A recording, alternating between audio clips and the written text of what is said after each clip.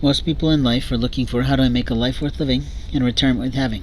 When it's a raining, poury day, it's sort of tough to walk through puddles, that's for sure, I can say. When I'm talking about life, I'm hoping to remind you about your life, that anyone can be a victim of identity theft, fraud, and cybercrime, and a lot of other offenses that go right along those lines. You see, those lines draw lines in the sand. We have lifelines that are impacted by our legal documents. Everything from our privacy rights, to our mobility rights, to our civil rights, to our medical rights, and frankly, to our sexuality rights. We have a lot of hot topics in the news today because we have a brand new president and a brand new vice president, thank God. And openly, they're in pretty good shape, thank God. And thankfully, we can thank God still in America. There are other nations that don't even bother to thank God anymore. There's other nations' people that are slipping through our communities because of the ACLU, I think, that don't celebrate God. And I'm sitting there going, how did you do that when we have a constitution that says you pretty much have to believe in God to be here? But that's what I think. That's my opinion, and I'm sticking to it. But in life, we have moments of time to shift our opinions, and I've had a few lessons in life that reminded me of how I needed to not be judgmental at first cause. Now, we do get impressions. We definitely get psychic information from our spirit world. And if you're a person of faith like me, then you love the Lord like me, then you might actually have some gifts. But you might not know how to utilize those gifts. You might not know what to do with those gifts, and you might not be really good with those gifts. In life, we have moments of time that make us, well, safe. And what I mean by that is that we have to do things in life that help us to live our life and not produce a difficult life. In life, we have moments of time to think what's what and who's who. But if we can't tell who that is and what that is and what we've got about that, then we've got to be, well, through. When I make these recordings, I'm not trying to entertain myself, I'm trying to entertain you. But I'm also trying to remind you of the most important parts of being an American citizen, and those are our rights. Our rights are established in some major documents that as citizens and adults we must honor. And if we don't honor those particular things, if we dishonor those particular things, not only are we dishonoring ourselves, but we're also dishonoring our family, our lineage, and our heritage. We might also be dishonoring in a stereotypical way our cultural ethnicity, and I'm having difficulty talking today. But what I'm talking about is when you make an impact on someone's life, someone else might make an impact on their life too. And over the course of time, they have a cultural generalization of what it's like to deal with people like you. So when I'm saying these things, I'm actually in the midst of recording. And what I'm recording is trying to advise you that we have lots of people in America. It's no longer a melting pot. People aren't trying to get together and be melted together like it implies and the old ways say. Today, we have people who are more like a smorgasbord. That means that you can sort of pick and choose within reasonable estimation of who is and isn't right for you. I have a particular interest in certain types of foods, and therefore those peoples tend to be right for me. So does their culture, so does their history, so does their philosophy, so does their religion. It's right for me. Whereas there's other peoples, nations, people whose food doesn't fit my body at all.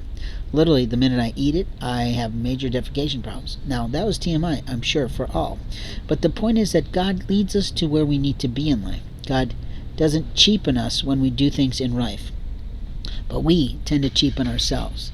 You see, a player can still be a player, but the question is he a player and a liar, or is he a high-level player in life?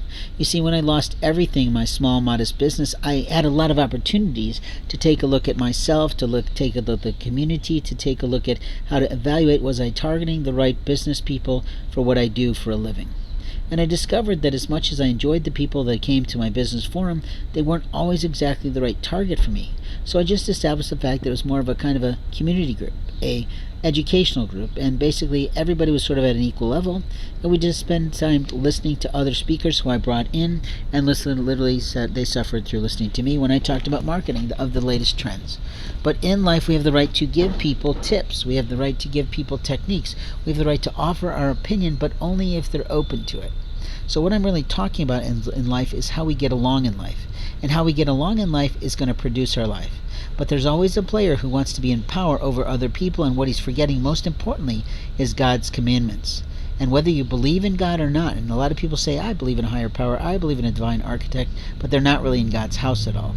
Either way, we have those rules that say, thou shalt not kill a soul today, and thou shalt not steal from the Lord's house today, because everything we have in life pretty much comes through God.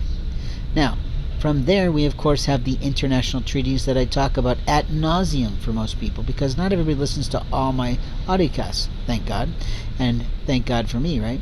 But in truth, what we're talking about is that there's that international treaty, that Declaration of Human Rights, that we literally went across the seas to put out there and enforce out there, because we were very worried about how women and children and men were being treated in forms of sexual servitude and whatnot, human trafficking and other illegal and immoral things.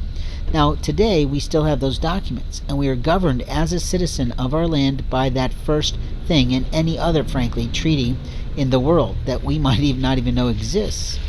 But we are responsible to that. What we know from the United Nations, where 400 people signed those treaties, is that in truth, we have opportunities to not trump those. We, of course, have the United States Constitution, which I might be boring you with, but if you haven't read it in a while, I encourage you to do so. There's Cliff Notes out there you can find. But the amendments are what give us our rights. And when I talk about rights, I'm talking about rights for you, rights for me, rights for your children, rights for your legacy.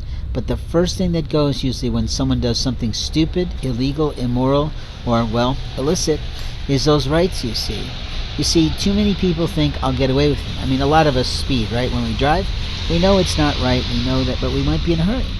At my late stages of 30s and probably early 40s, I just decided I wasn't going to speed anymore. There was no reason for me to speed because I was a proficient user of time, and I didn't need to speed. At the same time, I learned recently, in the last, I don't know, say 10 years, that it's not safe to, well, text and drive. And also, I know it's not safe because my eyesight's not the same as it was when I was 23. So what I decided to do is that when I drive, I don't text and I don't get on the phone much. If I get on the phone, I use a speakerphone. But I don't dial the phone, I don't text on the phone when I'm actually driving. I feel it's unsafe, I feel it's unwise, and I've yelled at one of my late siblings for being that multitasking type that wants to do that. And maybe she's a classical pianist, but that doesn't mean that you can watch the road and text. Now, some people really know all the keys are and they don't have to look, but that's not me. I have to put my glasses on, then I can't see to drive. So it doesn't work for me. But you have to decide what kind of laws you're going to pick and choose. Not at all. You're supposed to follow all the laws. And when I'm talking to you, I'm channeling to you, and that's sort of my right to be. But what's fascinating to me are the number of people who will pretend to be in law enforcement and violate every single law that affects every single human person in humanity.